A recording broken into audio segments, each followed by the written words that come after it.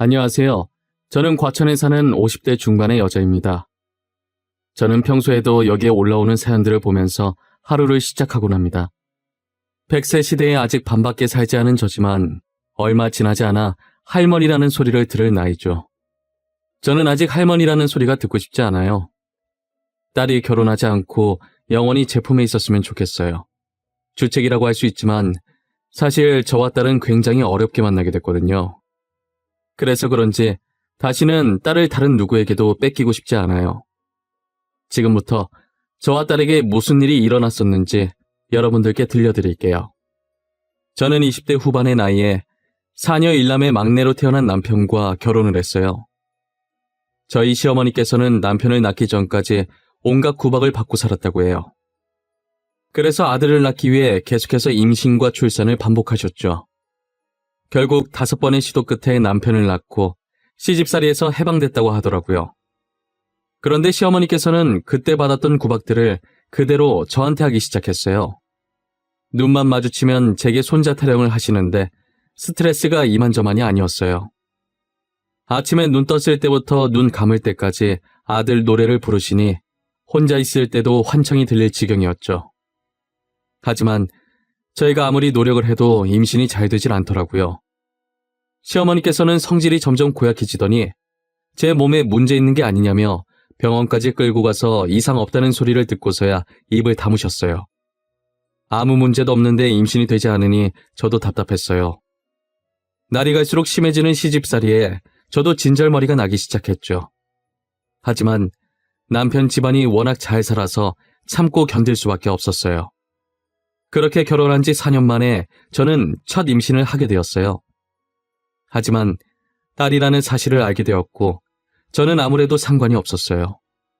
제가 힘들게 가진 아이라 딸이든 아들이든 건강하기만 했으면 좋겠다고 생각했죠. 아들을 안 낳으면 구박을 받을 거라는 걸 알지만 그래도 힘들게 얻은 아이잖아요. 어렵게 찾아온 아이라 너무 귀하고 소중했어요. 저는 그렇게 딸을 낳고 구박을 2배로 받기 시작했어요. 구박을 받더라도 아이가 저를 보고 환하게 웃어주면 모든 피로가 가시는 기분이었습니다. 평생 이 조그만 아이를 제가 지켜줘야겠다는 생각을 했어요. 시어머니께서는 저를 괴롭히는 게 도 같으셨는지 이젠 밥상까지 엎으면서 당장 아들 낳으라고 난리를 치시더라고요. 딸도 어렵게 가졌는데 아들 가지라고 하면 금방 임신이 되냔 말이에요. 그렇게 2년이라는 시간이 흘렀고 갑자기 딸이 사라져버린 거예요.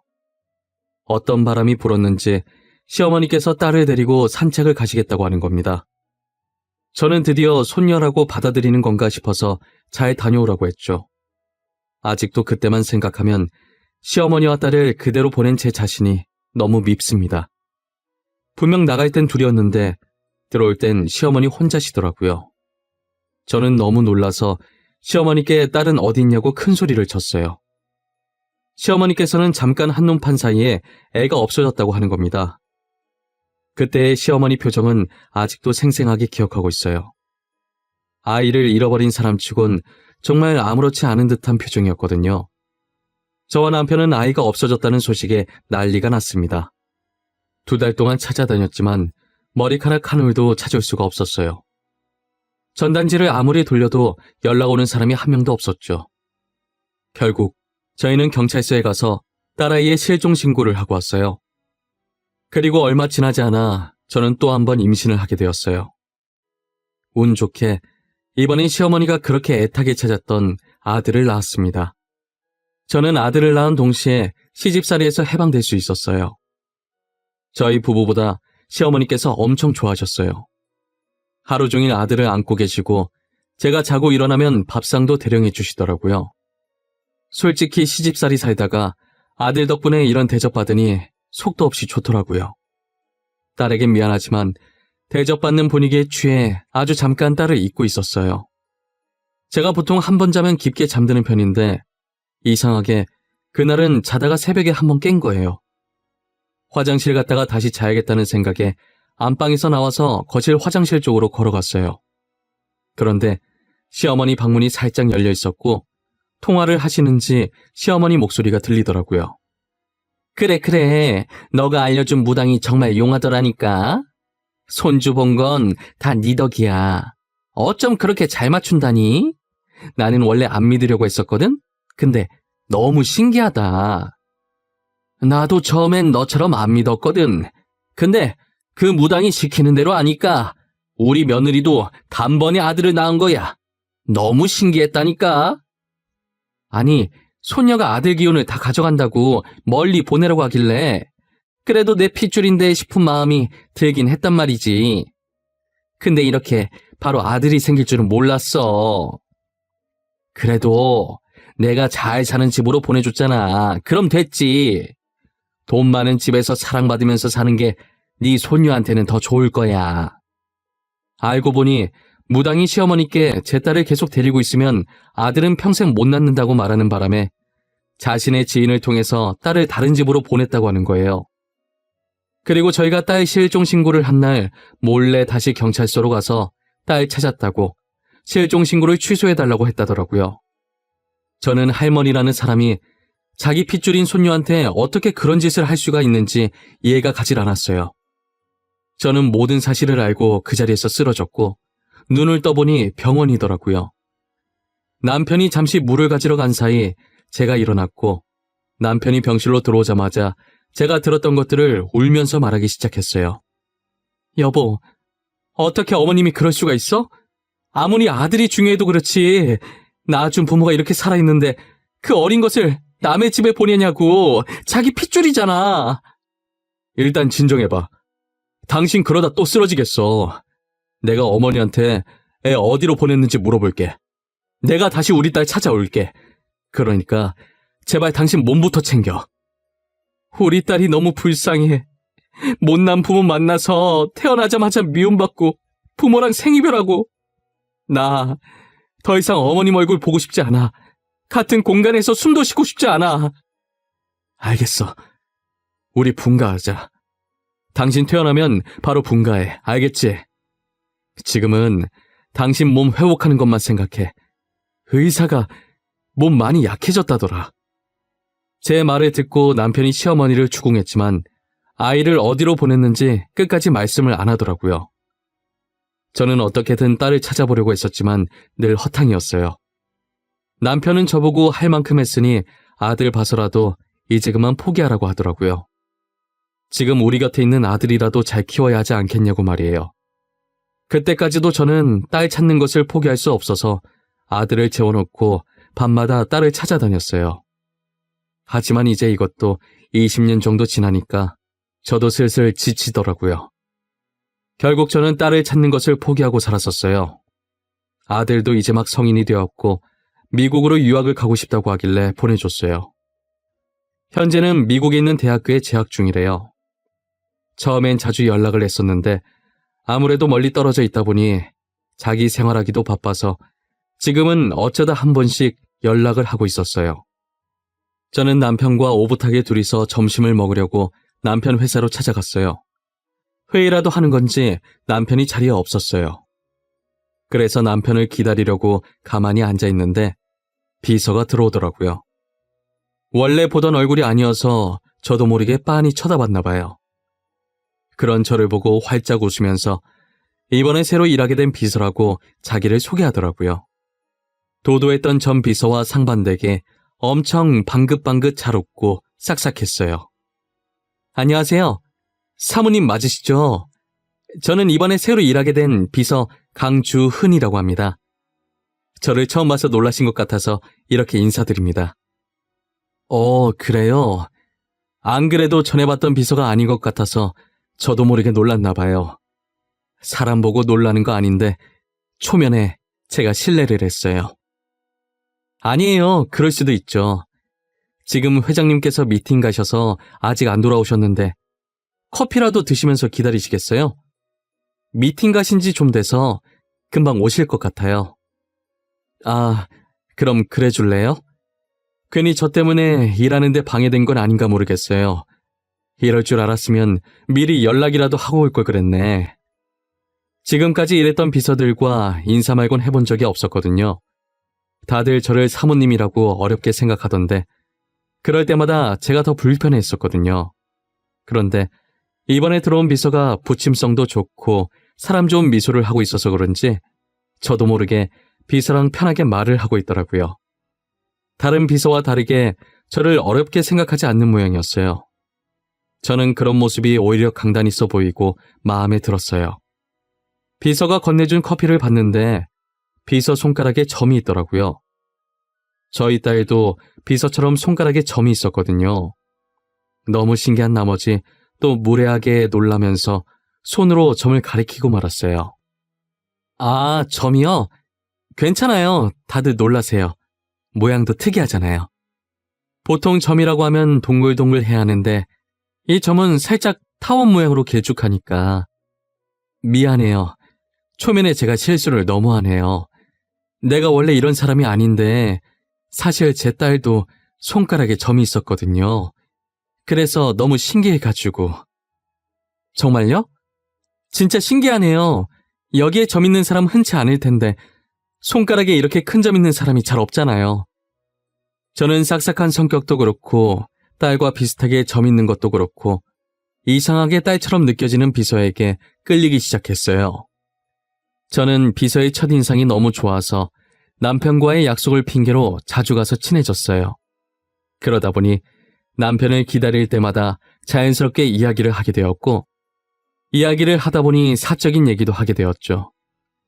저는 비서의 가정사를 듣게 됐는데 비서도 참 힘들게 살았더라고요. 원래 아버지께서 사업을 하셨었는데 직원이 회사 돈을 들고 도망가는 바람에 망하게 됐다고 하더라고요. 그 당시 비서의 나이가 고작 9살밖에 안 되었다고 했었어요. 한순간에 집안이 무너졌고 갈 곳 없는 처지가 되다 보니 아이를 키울 여력이 되지 않아서 할 수 없이 비서를 보육원으로 보냈다고 하더라고요. 그땐 부모도 없이 혼자서 살아가는 게 적응도 안 되고 너무 힘들었는데 지금은 여러 일을 하면서 돈을 모아 어느 정도 살만해졌다고 하더라고요. 제가 부모는 아니지만 그런 환경에서 이렇게 밝게 커준 게 너무 대견했어요. 괜히 이상하게 잃어버린 딸이 생각나면서 더 챙겨주고 싶은 마음이 들었죠. 비서 얘기를 듣다가 저도 어디에 털어놓은 적 없던 아픈 과거사를 꺼내기 시작했어요. 비서에겐 말해도 될 것 같다는 생각이 들었거든요. 전에 내가 말했던 딸 기억하는가 모르겠네. 사실 딸이 3살 되던 해에 잃어버렸어. 20년 동안 찾아다녔는데 흔적조차 찾을 수가 없더라고.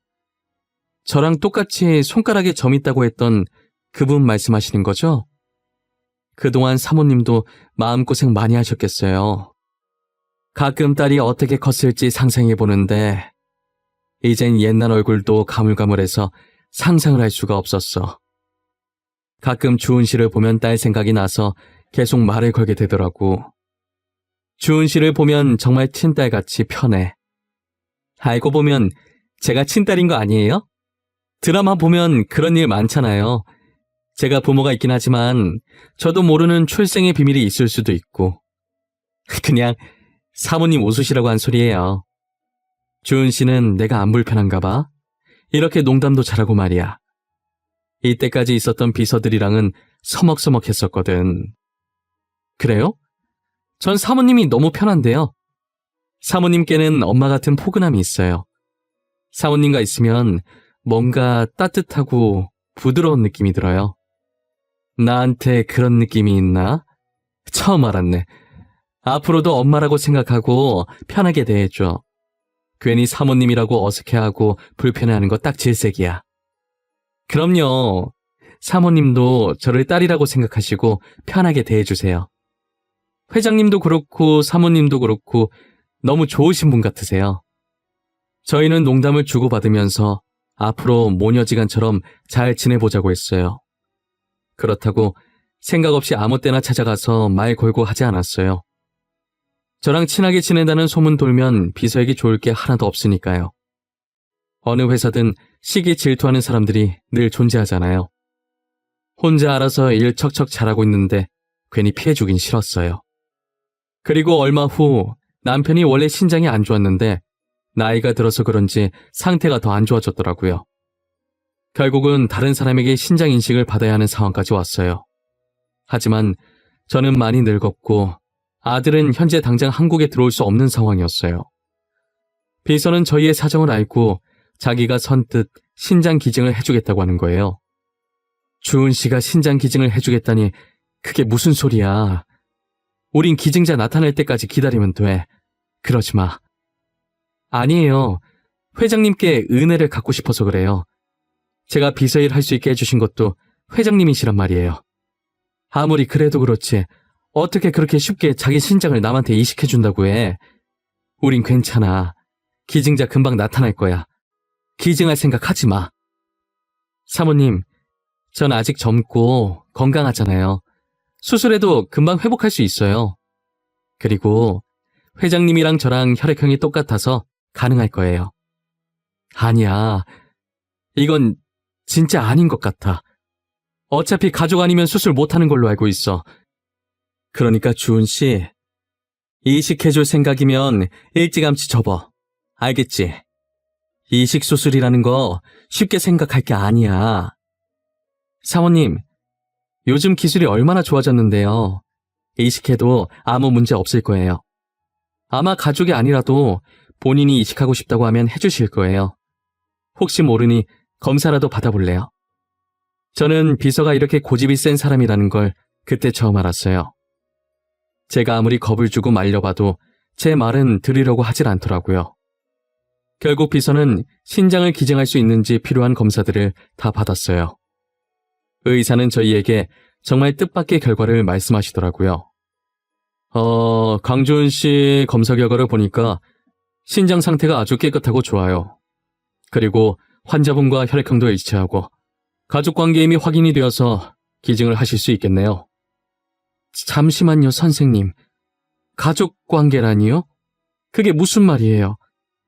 저희 남편이랑 주은 씨가 왜 어떻게 가족이라는 거예요? 모르셨어요? 두 분 모녀지간 아니었어요?